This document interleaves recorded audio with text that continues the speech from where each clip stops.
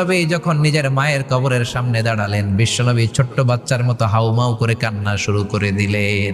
বিশ্বনবীর কান্না দেখে 1400 সাহাবাও কান্না শুরু করে দিল। বিশ্বনবী 1400 সাহাবীদের দিকে তাকিয়ে ধমক দিয়ে বলে, তোমরা কাঁদো কেন? সাহাবারা বলে, নবী আপনাকে আমরা অনেক ভালোবাসি, আপনার চোখ দিয়ে দাঁড় দাঁড় করে পানি নামতে দেখলে আমরা আমাদের দুটি চোখ আর শুকনা রাখতে পারি না। বিশ্বনবী মায়ের আদর পায় নাই, কিন্তু মায়ের কবরের সামনে দাঁড়িয়ে ছোট্ট বাচ্চার মতো কেঁদেছে। মা বাবা আপনার সবচেয়ে বড় পীর, মা বাবা আপনার সবচেয়ে বড় দামি জিনিস।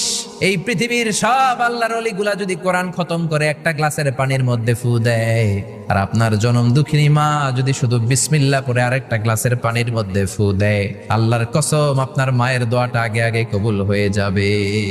এজন্য আল্লাহ বললেন, প্রথম ফায়সালা আমি আল্লাহর ইবাদত করবা, দ্বিতীয় ফায়সালা মা বাবার সাথে ইহসান করবা। কি করবা? মা বাবার বয়স যখন 60 হয় 70 হয়